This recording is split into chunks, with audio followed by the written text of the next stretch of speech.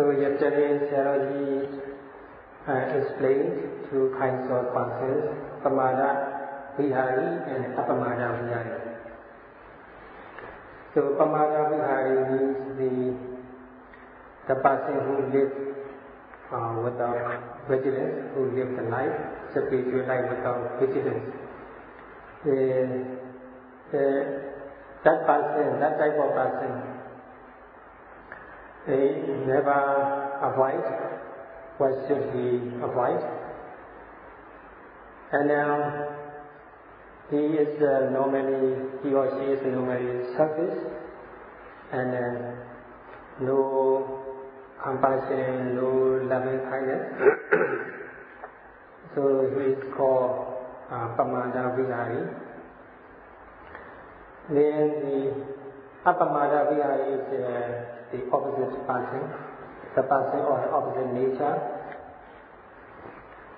So the Paṇḍitā Vihari, he also failed to perform good things or what he or she should do, and somewhat wholesome things. So that's Paṇḍitā Vihari. And Apamada Vihari is he always succeeds in doing or performing wholesome things. So Apamada Vihari is the one who lives the moral life with the vigilance. That's Apamada Vihari, the living moral life with the vigilance. So normally Paṇḍitā Vihari is selfish, which is characterized by the lobha, craving or attachment. We rarely think about other people's welfare because he has no loving kindness, no compassion, no patience. So that means he has a lot of anger, hatred, aversion. And he rarely sees the defect or the selfishness, aversion and hatred. So that is characterized by the moha, delusion or illusion. Such person has no restraint on the senses. His mind is always out of control. So that's why the Pali text says, Chaitasa Hausago. His mind is out of control. He never exercise or practice the restraint on the senses. So such person is said to be rude, uncivilized, not admirable, not lovable. So the quality of his life is also very low. So he never avoid what he should avoid.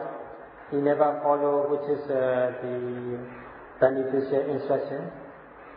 So such person is called Paṇḍitā Vihari, and that's explained yesterday. And needless to say, to observe the phenomena which are newly occurring from moment to moment through the six sense doors.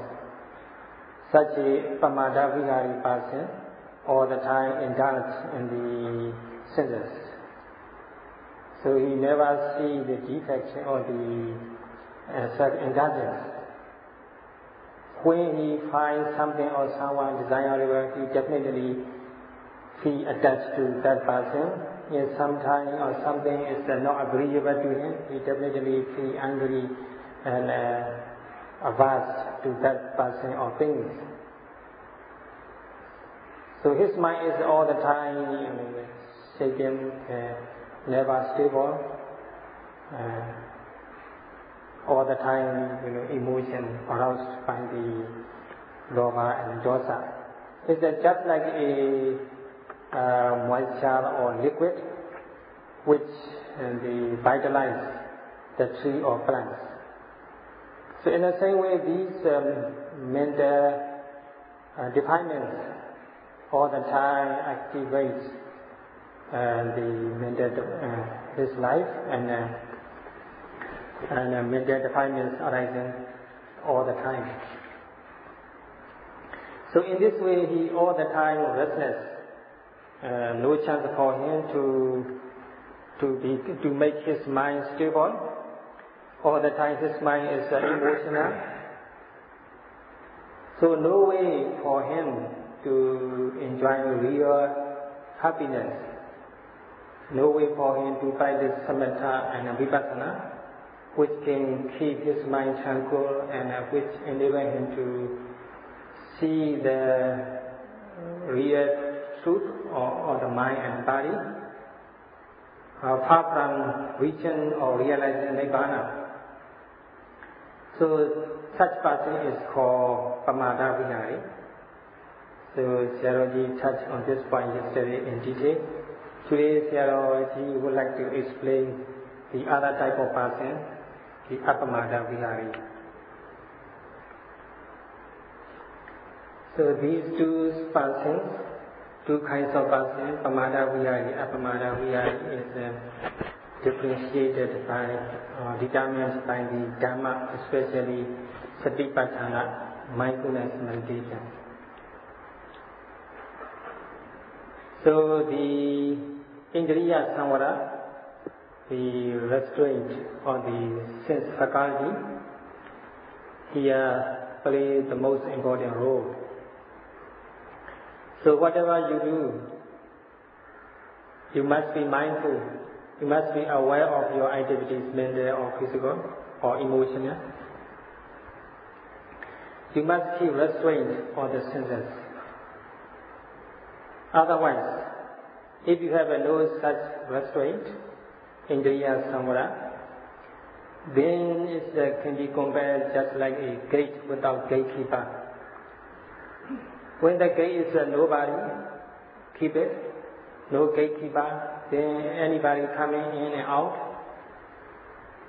Then there is some people, they are evil people, they coming in and they cause them, they make problems. Another example Sayadaw gave is the building with the leakage on roof. If the roof has leakage, there's rain coming in and cause damage to the whole building.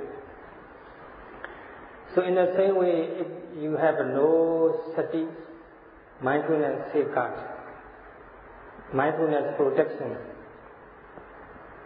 then you will definitely suffer ignorance and delusion and many other kinds of mental defilements. When you see something or someone desirable, you will definitely become attached to that person or thing. And sometimes you may feel reverse to the person or things you think undesirable. It's just like a building with a roof, with a leakage. All the time there is a hole for the mental defilements coming in. So you have to safeguard your mind. So sati is fortifying our mind and the enemies. Sati, mindfulness, is mental spiritual safeguard, araka. And then you can have a mental or spiritual security, kota. And then you can experience liberation, vimukti. So in this way, you can enjoy the unique happiness or unique delight that you have never experienced in your life. So if you don't have such a sati protection or safeguard, the result is that they go the other way around. So the point here is sati to be developed. So the point is to observe whatever is occurring to us. The failure to observe, let the kilesa come in. So all we need to do is to observe whatever phenomena occurs occurs to us through the six senses. Otherwise, there will be great chance for the mental defilements to come in.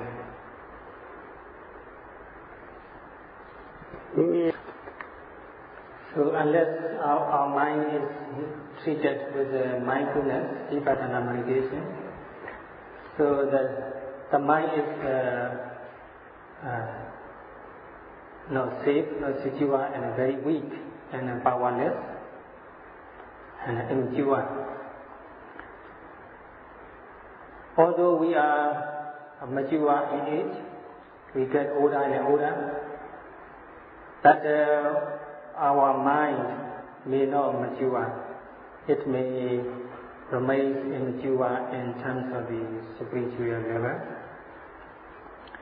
Although you may be 25 years old, relatively mature, but you never practice Vipassana meditation, you never make your mind strong with mindfulness, then your mind is still fragile and immature.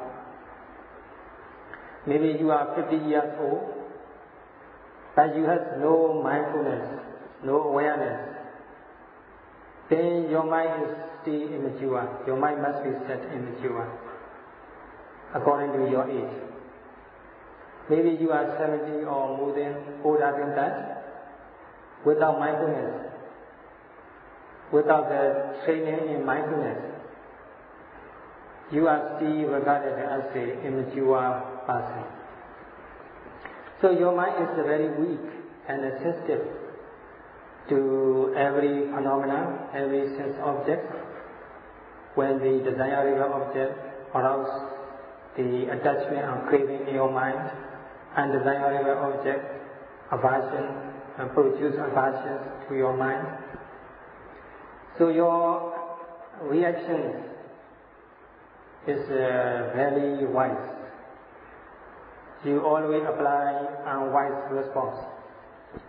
So your mind always yields to temptation. It is because you have no mindfulness and concentration. So all the time you will be defeated by mental defilements. So through the mindfulness practice, you can develop the wisdom and insight knowledge. Otherwise, your mind is very weak, too weak to resist the temptation. So the more powerful your knowledge, the more stronger your mindfulness, the more powerful your knowledge becomes. The more powerful your knowledge becomes, the less mental defilement coming in, and the stronger your spiritual resistance becomes. So otherwise, you cannot resist the temptation. You are always yield to temptation. You cannot face with the ups and downs of life. This is your life. When the evidence goes your way, you are very excited. Your ego becomes bigger and bigger. When something's wrong with your life, and then you become stressful, depressed. That's because your mind is very weak. So just like the young immature fruit, which cannot survive any damage, any problem or season or any other problem. So the small and young immature fruit easily suffer damage.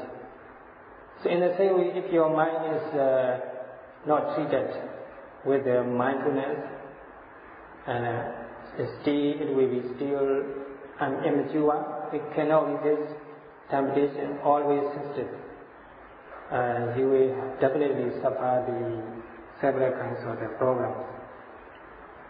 So such type of person is called Paṇḍitā Vihari.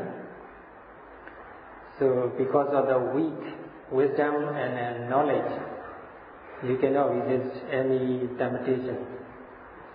So finally you may suffer the depression and a nervous breakdown. So the whole mind may be collapsed into nervous breakdown. So that's the problem you may suffer because of lack of mindfulness or because of the weakness of mind.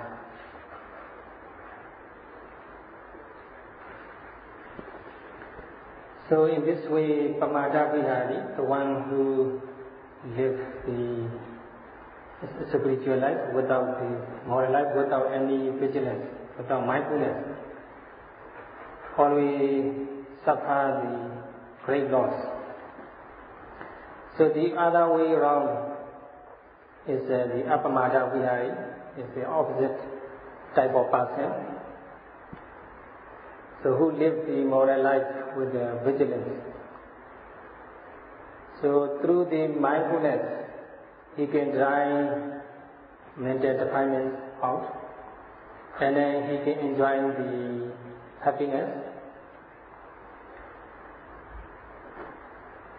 So in this way, his mind is light and active and fresh, and which results in the happiness. So here the most important thing is the restraint of the senses, through which he or she is honored as the Paṇḍitā Vihari. So Paṇḍitā Vihari is defined as the one who exercises the restraint of the senses. So when you see something, you must have restraint of the sense, so that there will be no chance for mental defilement coming in. So if you are mindful, your mind will become stable, and it will be contributed to the knowledge and wisdom, and it will leave no room for the mental defilement, such as the craving and attachment and so on. When there is no mental defilement coming in, then your mindfulness and concentration becomes stronger and stronger. So with that purpose, we have to make great effort. We must be alert and active all the time. We should make great effort. And we must be ready all the time to catch any object that is occurring to us. So for example, when you see something or someone, so we must notice the seeing the moment we see. We must do that right away, immediately, so that there will be no room for mental defilements coming in. So we must be all the time mindful and develop the concentration, mindfulness and concentration. So by observing the objects one by one, from moment to moment, the momentary concentration gets stronger and stronger. Until the state, the momentary concentration can be compared to the Anapana samadhi, Anapana concentration, absorption concentration, and jhanic concentration. So, in the same, in this sense, the Khanika samadhi, temporary concentration, is compared to the Anapana samadhi, jhanic concentration, because Khanika samadhi also is able to make the mind stable with the same power as the Anapana concentration can do. So that's why this Khanika Samadhi is very important to develop the mindfulness. Otherwise, there will be mental defilements coming in and make the whole life wet with the mental defilements. It's called Vyaseti in Pali. Vyaseti is two words combined, weak and aseti. We mean in several ways. Aseti means fall off. So the whole life is filled up with the mental defilements. The meaning of the Vyaseti. So unless you develop mindfulness and through the temporary momentary concentration, so your mind all the time will be full of the mental defilements called Vyaseti.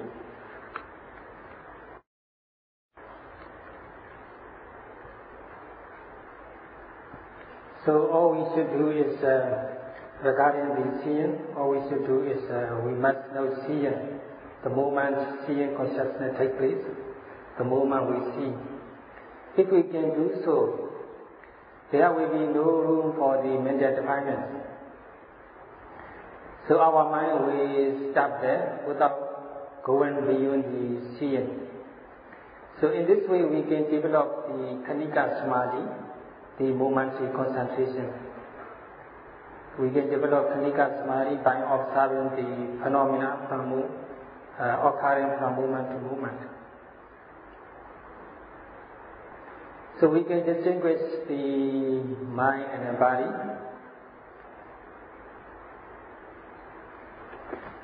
So when we see, for example, we know the seeing, then we can experience one of the five phenomena. Sometimes we may experience the visible form or the visible color. And sometimes we know seeing. We observe or we experience the eye, the sensitive eye. Or sometimes we may experience the mental contact between the visible form and eye, or visible form and the seeing consciousness.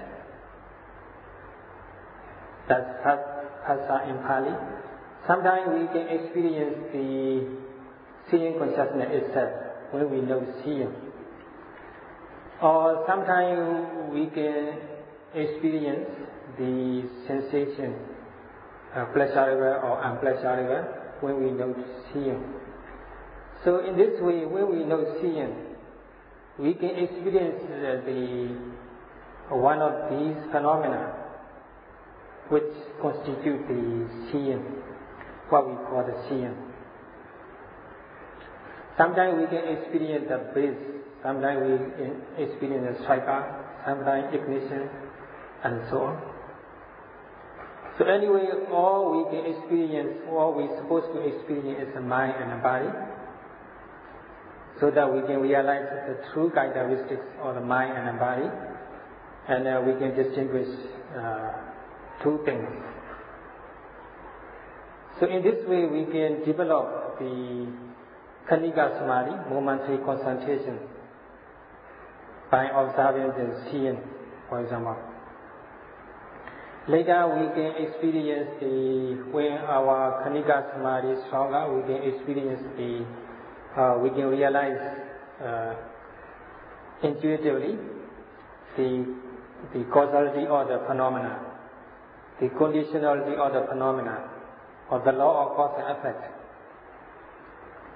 So by noting seeing itself, we can develop the insight into the mind and the body or their causality. So the point is that we must know the seeing the moment it takes place.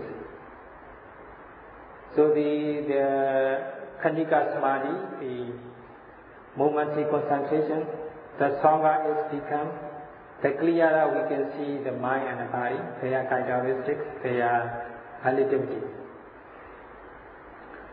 So there is no God or no creator or involved in the seeing process.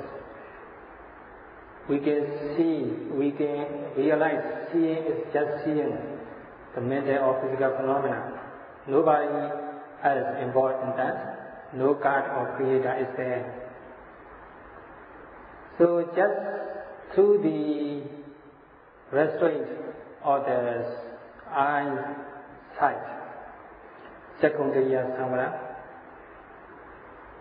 the controlling faculty of the eye, we can develop the concentration, momentary concentration, and we can see the truth of the mind and the body and their relativity.